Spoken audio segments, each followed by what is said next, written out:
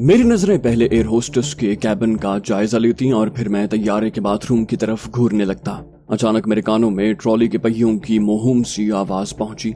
मैंने चौंक कर देखा। मुझे एयर होस्टेस कई तरह के फवाकेहात और चाय कॉफी के बर्तनों से सजी ट्रॉली धकेलकर अपनी तरफ बढ़ती नजर आई। करीब पहुंचकर उसने सवालिया नजरों से मेरी तरफ देखा। मैंने फौरन अंग्रेजी में बताया कि जहांगीर रतन जी रफ़ा हाजत करने गए हैं, तुम ट्रॉली यहीं छोड़कर जा सकती हो।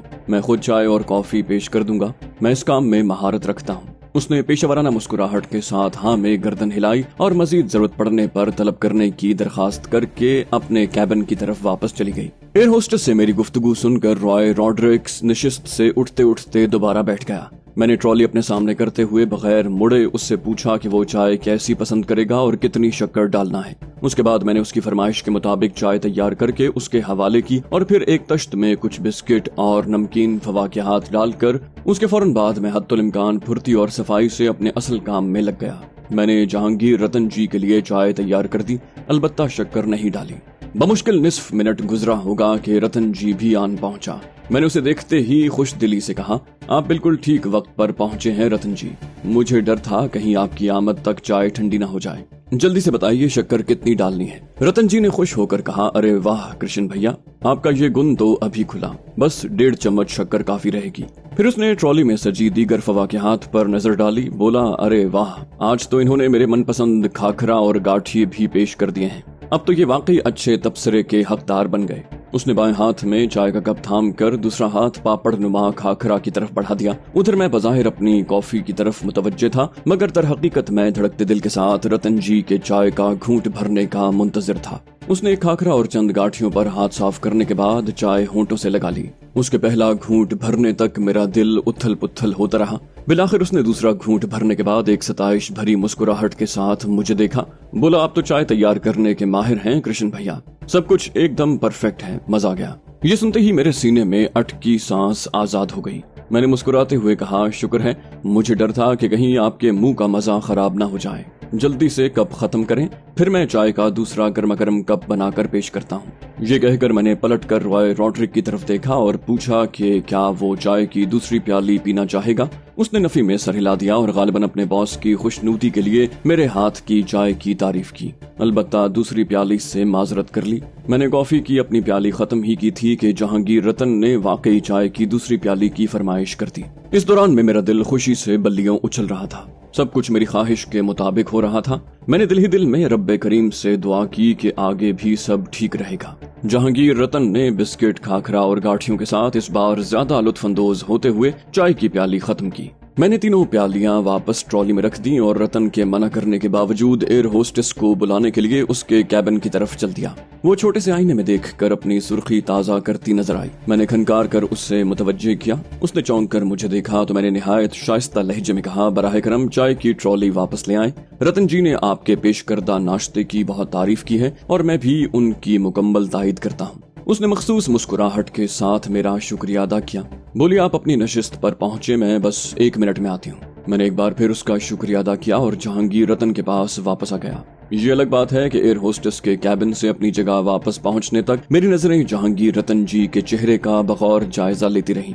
मुझे ये भांपने में कोई मुश्किल पेश न आई कि उसकी पलकें रफ्ता रफ्ता बोझल हो रही हैं। मेरे देखते ही देखते उसने तवील जमाई ली। उसकी कैफियत में ये तब्दीली देखकर मैं दिल ही दिल में झूम उठा। मेरा दाव ठीक काम कर रहा है। जहांगीर रतन जी ने ऊँघने के अंदाज में गर्दन हिलाकर मेरा खैर मकदम किया। मैंने उसके चेहरे की तरफ बगौर देखते हुए कहा, आप ठीक तो है ना रतन जी? मुझे आप थोड़े सुस्त नजर आ रहे हैं। उसने भारी से लहजे में कहा, मैं ठीक हूँ, बस अचानक शदीद नींद का हमला होने लगा है। मैंने अपने लहजे में तशवीश भरते हुए कहा, आप ये क्या कह रहे हैं रतन जी? चाय पीने के बाद तो नींद उड़ जाती है, आपको अचानक गहरी नींद क्यों आ रही है? आपने तो एक की जगह 2 कप पिए हैं। उसने मुजमहिल सी मुस्कुराहट के साथ कहा, यार पता नहीं क्या चक्कर है, मुझे तो रात को भी बहुत मुश्किल से नींद आती है, अब तो आंखें खुली रखना मुश्किल हो रहा है। मैंने जहांगीर रतन जी का चेहरा गौर से देखा और फिर अपने लहजे में मजीद परेशानी लाते हुए कहा, मुझे तो ये खून का दबाव कम होने की अलामात लग रही हैं रतन जी। शायद इतनी ज्यादा बुलंदी पर परवाज करने की वजह से आपका खून का दबाव मामूल से बहुत ज्यादा बढ़ गया है। क्या आपका दिल बेतरतीबी से धड़क रहा है? ये कहकर मैंने जहांगीर रतन जी को तैयारे के कालीन से ढके फर्श पर लिटाकर उसका सर गोद में रख लिया। उस पर तारी गुनूदगी मजीद शदीद हो गई थी। उसने धीरे से पहले ना में और फिर हाँ में गर्दन हिलाई और फिर उसका सर सीने पर झुकता चला गया। ये देखकर मैंने अकबी नशिस्त से उठकर जहांगीर रतन जी का बगौर जायजा लेते हुए रॉय रॉड्रिक की तरफ देखा और फिर गहरी परेशानी से कहा, रॉय, रतन जी का ब्लड प्रेशर एकदम शूट कर गया है, इसलिए इनका दिमाग ऑटोमेटिक शटडाउन कंडीशन में जा रहा है। क्या इनकी पहले भी कभी ऐसी हालत हुई है? मेरी बात सुनकर रॉय रॉड्रिक के चेहरे पर छाई परेशानी गहरी हो गई। उसने जल्दी से नफी में सर हिलाकर कहा, नहीं, ये तो रेगुलर एयर ट्रेवल करते हैं, पहले कभी ऐसी हालत नहीं हुई। मैंने गंभीर लहजे में कहा, ये तो और भी खतरनाक बात है। इसका मतलब है इन पर अचानक हाई ब्लड प्रेशर का अटैक हुआ है। ये कहकर मैंने जहांगीर रतन जी की दाईं आंख का पपोटा उठाकर डेले का बगौर जायजा लिया। फिर मैंने चौंक कर रॉय रॉड्रिक की तरफ देखा। मैंने पूरी कोशिश की कि मेरी आंखें दहशत से फटी फटी नजर आएं। इससे पहले कि रॉय मुझसे कोई सवाल करता, मैं दाईं आंख का पपोटा छोड़कर बाईं आंख की तरफ मुतवज्जे हो गया। चंद ही लम्हों में बाईं आंख के डेले का बगौर जायजा लेने के बाद मैंने खौफ से लरसते लहजे में रॉय को मुखातिब किया। रतन जी की आंखों के डेलों पर खून के धब्बे नजर आ रहे हैं। ये ब्लड प्रेशर शूट करने की यकीनी अलामत है। इनकी जिंदगी खतरे में है। इन्हें जल्द से जल्द मेडिकल अटेंशन की जरूरत है। तुम जल्दी से पैसेंजर कैबिन में जाओ और रतन जी की कंडीशन बताकर कहो कि ये मेडिकल इमरजेंसी है। मुसाफिरों में कोई डॉक्टर हो तो फौरन आकर रतन जी को अटेंड करे। जल्दी जाओ। मेरे लहजे में मौजूद हैजान की फरावानी ने रॉय पर चाबुक का असर किया और वो तेजी से उठकर मुसाफिरों के दरमियान जा पहुंचा। एन उसी वक्त मेरा दायां हाथ तेजी से हरकत में आया और मैंने रतन के गले में लिपटी कलेजी रंग की रेशमी टाई में सजी मोतिये के फूल की शक्ल की टाई पिन चुटकी से पकड़कर उतार ली।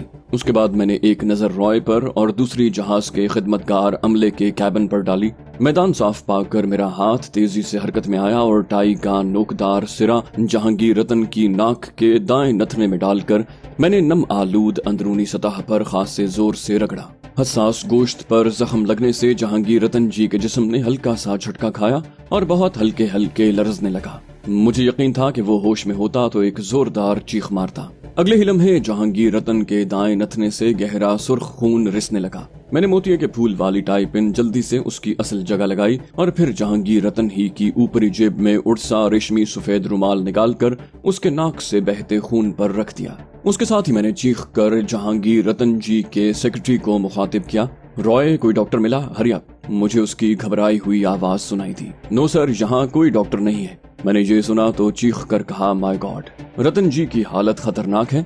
अगर इन्हें फौरी मेडिकल अटेंशन न मिली तो।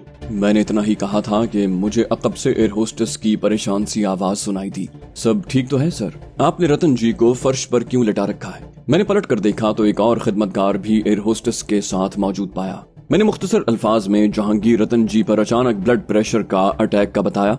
इस असना में उसने जहांगीर रतन की नाक पर मौजूद खून में लिथड़ा सफेद रुमाल भी देख लिया। उसकी आंखें खौफ से फैल गईं। वो दहशत भरे लहजे में चीख पड़ा, ब्लड, ही इज ब्लीडिंग। मैंने हाँ में सर हिलाकर हैजान अंगेज लहजे में कहा, हाँ, मैंने मेडिकल एड की ट्रेनिंग ले रखी है।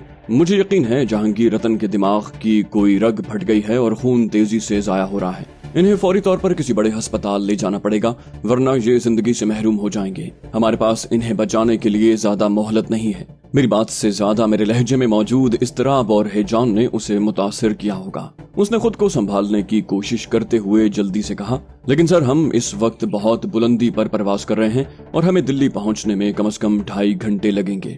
उसके बाद ही रतन जी को अस्पताल पहुंचाया जा सकेगा। मैंने अपने लहजे में तैश लाते हुए कहा, मगर उस वक्त तक बहुत देर हो चुकी होगी। दिल्ली एयरपोर्ट पर रतन जी की लाश ही उतरेगी।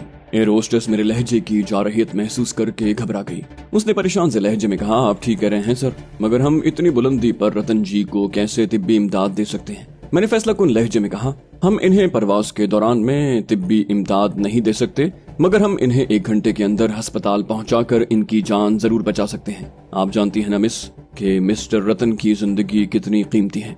मेरी बात सुनकर एयर होस्टेस की बजाय उसके साथी ने परेशान लहजे में कहा, रतन जी मुल्क के बहुत बड़े रईस होने के साथ साथ हम सब एयरलाइन वालों के बाप की जगह हैं, मगर हम इन्हें 1 घंटे में अस्पताल कैसे पहुंचा सकते हैं? रुकमनी ने आपको बताया तो है कि जहाज 2.5 घंटे से पहले दिल्ली एयरपोर्ट पर लैंड नहीं कर सकता। मैंने परेशान नजरों से बारी बारी उन दोनों को देखा और फिर लगभग हिज़यानी लहजे में कहा, अगर हम दिल्ली एयरपोर्ट पर नहीं उतर सकते, जहाज को जयपुर एयरपोर्ट पर लैंड करवाओ। हमें हर कीमत पर रतन जी की जिंदगी बचानी है। मेरी बात सुनकर उन्हें जैसे ज़हनी झटका लगा।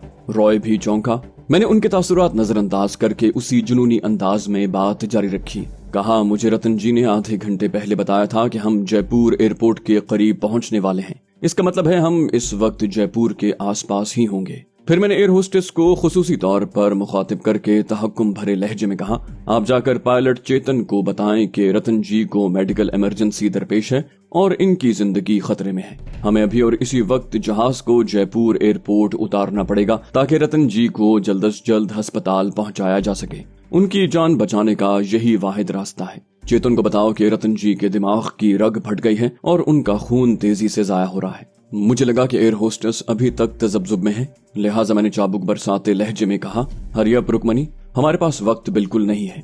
फौरन पायलट कैबिन में जाकर मेरा पैगाम पहुंचाओ। मेरे लहजे की तेजी से वो चंद लम्हों के लिए सटपटा गई। तभी मैंने लोहा गर्म देखकर फैसला कुन जर्ब लगाने का फैसला किया। कहा, तुम दोनों मेरी बात कान खोल कर सुन लो और अपने बॉस चेतन को भी समझा दो। तब मैंने रॉय की तरफ देखकर कहा, ऐसा करो, तुम मेरी जगह आ जाओ, रतन जी का सर गोद में रखकर इनकी नाक से खून का बहाव रोकने की कोशिश करो। मैं खुद जाकर पायलट चेतन से बात करता हूँ। लगता है ये लोग इतनी आसानी से ये जहाज जयपुर एयरपोर्ट पर नहीं उतारेंगे। रॉय ने मेरी हिदायत पर फौरी अमल किया। उसके साथ ही मैं रतन जी के गाढ़े गाढ़े खून में लिथड़े हाथों के साथ उठा और लंबे डग भरता पायलट कैबिन की तरफ बढ़ा। मेरी रफ्तार इतनी तेज थी कि रुकमनी को मेरा साथ देने में मुश्किल पेश आ रही थी। मैं जैसे ही पायलट कैबिन में दाखिल हुआ, चेतन और उसके साथी पायलट ने चौंक कर मेरी तरफ देखा। उसके साथ ही उनकी नजरें मेरे खून आलूद हाथों पर जम गई। मैंने उन दोनों की आंखें खौफ से फैलते देखी। मैंने अपने लहजे में हत्तुल वसा, वहशत, धमकी और हिजान शामिल करके उन दोनों को तमाम तर संगीनी के साथ सूरत हाल बता दी। मेरी तवक्को के ऐन मुताबिक उन्होंने खासी मज़ाहमत की और अपनी मजबूरियां जताने की कोशिश की। बिलाखिर मैंने फैसला कुन बर्फीले लहजे में कहा, तुम दोनों मेरी बात कान खोल कर सुन लो। मैंने तुम्हें साफ साफ बता दिया है कि रतन जी की हालत खतरनाक है, मगर जहाज को जल्द से जल्द जयपुर एयरपोर्ट लैंड करवा के इनकी जान बचाई जा सकती है। अगर तुम लोगों ने मेरी बात न मानी और भगवान न करे रतन जी जहाज की दिल्ली की तरफ उड़ान के दौरान में दम तोड़ गए, तो उनका खून तुम सबके सर पर होगा और तुम्हें अपने इस कठोरपन का संगीन खमियाजा भुगतना पड़ेगा। मैं रतन जी के घर वालों, दोस्तों और खास तौर पर अखबार वालों को साफ साफ बता दूंगा कि चेतन ने यकलख्त मेरी बात काटते हुए कहा, नहीं नहीं, इसकी नौबत नहीं आएगी। मैं भी जयपुर एयरपोर्ट से राब्ता करके इमरजेंसी लैंडिंग की तैयारी के लिए कहता हूँ। हम जयपुर से कोई 60 मील आगे निकल आए हैं, मगर कोई प्रॉब्लम नहीं, हम जहाज मोड़कर चंद मिनट में जयपुर एयरपोर्ट पहुंच जाएंगे। मुझे यकीन है जहांगीर रतन जी का नाम लेते ही हमें एयरपोर्ट मैनेजमेंट से फौरन उतरने की इजाजत मिल जाएगी। मैंने कहा, ठीक है, मगर जल्दी करो, रतन जी के दिमाग से तेजी से खून जाया हो रहा है। चेतन ने हाँ में तेज तेज सर हिलाया। मैंने जहांगीर रतन जी के पास वापस जाने का सोचा, मगर फिर इरादा तर्क कर दिया। मैं चेतन और जयपुर एयरपोर्ट की इंतजामिया के दरमियान होने वाली गुफ्तगू अपने कानों से सुनना चाहता था। मेरे देखते ही देखते चेतन ने अपने मातहत को फजा में यू टर्न लेकर जहाज का रुख जयपुर एयरपोर्ट की तरफ फेरने की हिदायत की और खुद रेडियो पर जयपुर एयरपोर्ट से राब्ते की कोशिश करने लगा। जल्द ही वो अपने मकसद में कामयाब हो गया। मैंने चेतन के हेडफोन से निकलने वाली कदरे धीमी आवाज सुनी। कोई भारी आवाज वाला शख्स मशीनी अंदाज में कह रहा था कि वो जयपुर एयरपोर्ट के कंट्रोल टावर का मैनेजर बात कर रहा है। उसकी बात मुकम्मल होते ही चेतन ने इस तरह भरे लहजे में अपना तारुफ करवाया और जहांगीर रतन जी को दरपेश मेडिकल इमरजेंसी का बताकर जहाज को लैंड करने की इजाजत तलब की। दूसरी तरफ मौजूद कंट्रोल टावर के मैनेजर ने पहले तो साफ इनकार कर दिया, मगर जब चेतन ने मेडिकल इमरजेंसी की तकरार के साथ जहांगीर रतन जी का तारुफ करवाया और उनका समाजी मर्तबा और हुक्मरान तबके में उनका असर रसूख जताने के बाद लैंडिंग की इजाजत न देने के संगीन नताइज की धमकी दी, तो कंट्रोल टावर का मैनेजर नरम पड़ गया। उसने हुक्काम बाला से बात करने के लिए चंद मिनट की मोहलत मांगकर रेडियाई राब्ता खत्म कर दिया। चेतन ने कदरे मुतमईन नजरों से मुझे देखकर कहा, फिक्र न करें कृष्ण जी, मुझे यकीन है हमें जल्द ही जयपुर एयरपोर्ट पर लैंड करने की इजाजत मिल जाएगी। कंट्रोल टावर के मैनेजर को कायल करना असल मसला है, अब वो खुद ही हुक्काम बाला से इजाजत ले लेगा। मैंने भी अपने लहजे में इत्मीनान लाते हुए कहा, भगवान ने चाहा तो ऐसा ही होगा।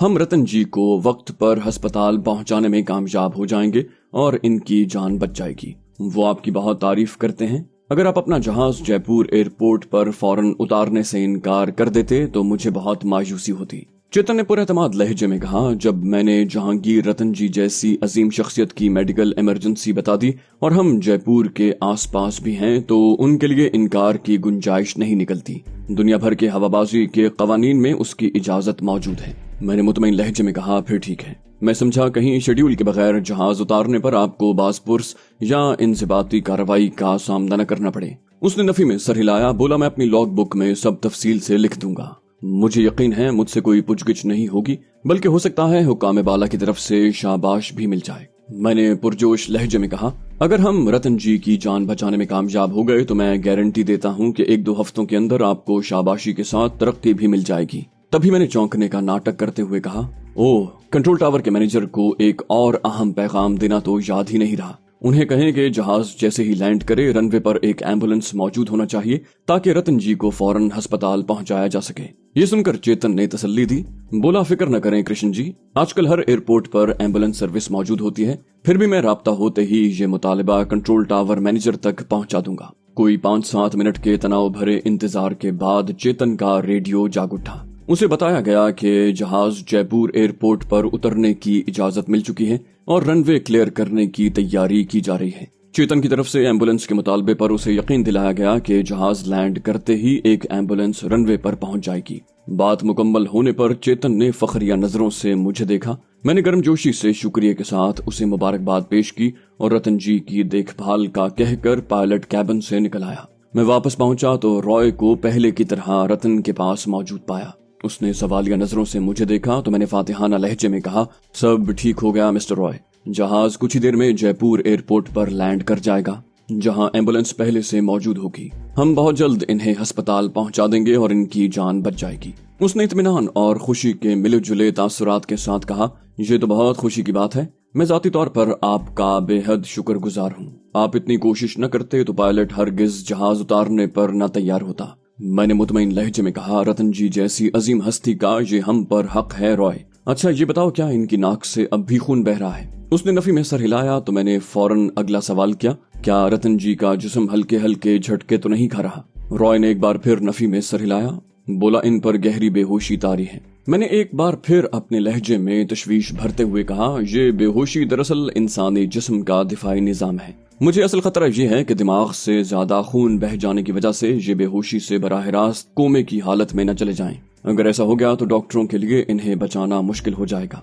ये सुनकर रॉय भी परेशान हो गया। मैंने उसे तसल्ली दी और हाथ धोने के लिए जहाज के बाथरूम में चला गया। वापस लौटा तो एयर होस्टेस रुकमनी को मुंतजिर पाया। उसने खुशखबरी सुनाई कि हम अगले 15-20 मिनट में जयपुर एयरपोर्ट पर लैंड कर जाएंगे। मैंने उसे शाबाशी देकर रतन जी का जायजा लिया तो उसकी नाक से खून बहना वाकई रुक गया था। एयर होस्टेस ने दरखास्त की कि अगर मुमकिन हो तो जहांगीर रतन को नशिस्त पर बिठाकर सेफ्टी बेल्ट बांध दी जाए। मैंने मशवरा तलब नजरों से रॉय की तरफ देखा और फिर हमने मिलकर जहांगीर रतन जी को नशिस्त पर बिठाया और सेफ्टी बेल्ट कस दी। उसके बावजूद साथ वाली नशिस्त पर उसे थामे बैठा रहा। मैंने अपने चेहरे पर फिक्रमंदी और तशवीश बरकरार रखी। ये अलग बात है कि मेरा दिल खुशी से बल्लियों उछल रहा था। मेरी लड़ाई हुई तरकीब अभी तक कामयाब जा रही है। अगर सब कुछ मेरे मंसूबे के मुताबिक हो गया तो मैं एक बहुत संगीन खतरे से पीछा छुड़ाने में कामयाब हो जाऊंगा। मैंने रॉय को कहा कि वो जल्दी से पिछली नशिस्तों पर जाकर मेरे बेटे को सारी सूरत हाल से आगाह करके उसे जहाज से उतरने के लिए तैयार रहने को कहे।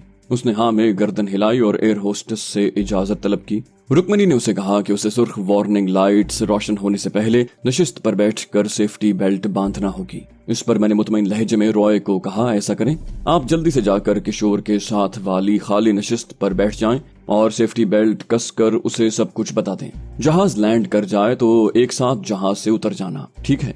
रॉय ने हाँ में गर्दन हिलाई। रुकमनी ने भी मेरी बात की तायद की। रॉय फौरन ही जहाज के अकबी हिस्से की तरफ चल दिया। उसके जाने के कुछ ही सानियों के बाद जहाज के स्पीकर पर चेतन की आवाज गूंजी। वो मुसाफिरों को बता रहा था कि एक मेडिकल इमरजेंसी की वजह से जहाज को जयपुर एयरपोर्ट पर लैंड करना पड़ेगा। उसने मुसाफिरों से दरखास्त की कि सुर्ख वार्निंग लाइट्स रोशन होते ही अपनी सेफ्टी बेल्ट्स बांध लें और लैंडिंग के बाद भी अपनी नशिस्त छोड़ने से गुरेज करें। किसी भी मुसाफिर को जयपुर एयरपोर्ट पर उतरने की इजाजत नहीं है, क्योंकि जहाज सिर्फ 10 मिनट जयपुर एयरपोर्ट रुकने के बाद दोबारा दिल्ली एयरपोर्ट की तरफ परवाज कर जाएगा। ऐलान खत्म होते ही मैंने मुसाफिरों के आपस में चिमगोइयां करने की आवाजें सुनी। मैंने रुक्मणी से एक बर्तन में कुछ पानी और दस्ती रुमाल मुहैया करने की फरमाइश की ताकि मैं रतन का खून में लिथड़ा चेहरा साफ कर सकूं। उसने हाँ में सर हिलाया, मगर ऐन उसी वक्त सीट बेल्ट बांधने की सुर्ख वार्निंग लाइट्स रोशन हो गई। रुक्मणी ने मुझसे माजरत की और तेजी से अपने कैबिन की तरफ बढ़ गई। चंद ही सानियों के बाद जहाज के पब्लिक एड्रेस सिस्टम पर रुक्मणी की खनखनाती आवाज गूंजी। वो पेशावराना लहजे में मुसाफिरों को अपनी सेफ्टी बेल्ट्स बांधने और अगले ऐलान तक अपनी नशिस्तों तक महदूद रहने की दरखास्त कर रही थी। उसने पहले अंग्रेजी और फिर गुजराती और हिंदी में ये ऐलान दोहराया। मैंने पलट कर देखा। किशोर पूरी तरह बेदार हो चुका था और मेरी ही तरफ देख रहा था। मैंने हाथ के इशारे से उसे मुतमईन रहने की तसल्ली दी। कुछ ही देर के बाद मुझे एहसास हुआ कि जहाज की बुलंदी कम हो रही है और फिर जहाज के पहिए रनवे से रगड़ खाने का इदराक हुआ और तवील दौड़ लगाने के बाद बिलाखिर एक हल्के से झटके के साथ जहाज ठहर गया। मैंने फौरन सेफ्टी बेल्ट खोली और नशिस्त से उठकर जहांगीर रतन जी की हालत का जायजा लेने का नाटक करने लगा। इसी असना में रॉय भी अपनी नशिस्त से उठकर पहुंच गया। मैंने उसे जहाज के खिदमतगार अमले से दस्ती तौलिया और पानी लाने की हिदायत की, मगर तब मुझे रुक्मणी अपने उसी साथी समेत अपने कैबिन से निकलती नजर आई। उसने फलालैन के 2-3 नैपकिन उठा रखे थे, जबकि उसके साथी के हाथ में एक प्याला नुमा बर्तन दिखाई दिया। उन दोनों के आने का इंतजार करने की बजाय मैं बेताबी से आगे बढ़ा और नैपकिन रुक्मणी के हाथ से ले लिया और उनमें से एक पानी में भिगोकर जहांगीर रतन जी की तरफ बढ़ा। मगर मैंने अभी उसका चेहरा साफ करना शुरू किया ही था कि चेतन की आवाज सुनाई दी। मुतहर्रिक जीना जहाज के दरवाजे के साथ लगने वाला है कृष्ण जी, और एम्बुलेंस भी कुछ ही देर में पहुंच जाएगी। मेरी दरखास्त है कि आप अब एम्बुलेंस के साथ आने वाले मेडिकल स्टाफ को रतन जी की देखभाल करने दें। मैंने कदरे तवक्कुफ के बाद कहा, ठीक है चेतन जी, मेरा ख्याल है यही बेहतर है। आप एयरपोर्ट के अमले को मेरा सामान जहाज से उतार कर मेरे हवाले करने की हिदायत कर दें। हमें शायद जहां से दिल्ली रवानगी में 1-2 दिन लग जाएंगे। रतन जी का सामान तो शायद काफी आगे होगा और उसे निकालना मुश्किल होगा। चेतन ने कहा, आप फिक्र न करें, रतन जी को एम्बुलेंस में मुंतकिल करने तक आपका सामान उतर जाएगा और हम रतन जी का सामान उतारने की कोशिश भी करेंगे। तभी हमारे साथ खड़े रॉय ने मुदाखलत की। बोला, रतन जी का सामान उतारने की जरूरत नहीं है,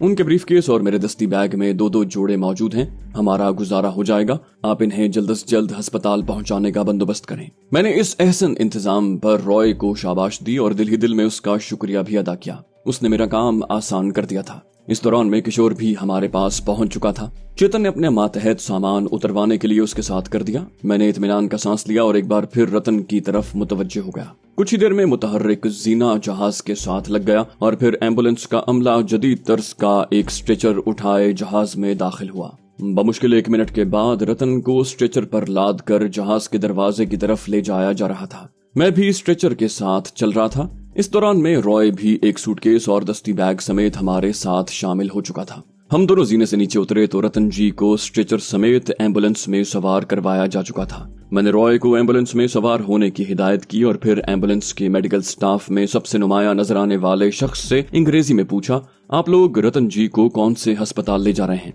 उसने संजीदगी से जवाब दिया, सवाई मानसिंह अस्पताल, जयपुर का सबसे मारूफ और सबसे पुराना अस्पताल है। हमने पहले ही इत्तला भेज दी है, मरीज के पहुंचते ही इलाज शुरू हो जाएगा। मैंने कहा, ठीक है, हम कुछ देर में टैक्सी के जरिए वहां पहुंचते हैं। इस असना में किशोर भी जहाज के सामान वाले खाने से मेरा सूटकेस और सफरी बैग हासिल कर चुका था। मैंने उसे इशारे से अपने पास बुलाया और कहा, एम्बुलेंस में एक बंदे की जगह है, तुम भी रतन जी के साथ अस्पताल पहुंच जाओ, मैं कुछ देर में टैक्सी में वहां पहुंचता हूँ। उसने हाँ में गर्दन हिलाई तो मैंने जेब में हाथ डाला और लगभग 850 रुपए उसे थमा दिए। उसने मजाहमत दिखाई, मगर मैंने सख्ती से उसे रकम कबूल करने पर मजबूर कर दिया और उसे कहा कि मैं किसी होटल में कमरा लेकर सामान रखने के बाद कुछ ही देर में अस्पताल पहुंच रहा हूँ। वो अकबी हिस्से में रतन जी के पास बैठ गया। उसके साथ ही एम्बुलेंस रवाना हो गई।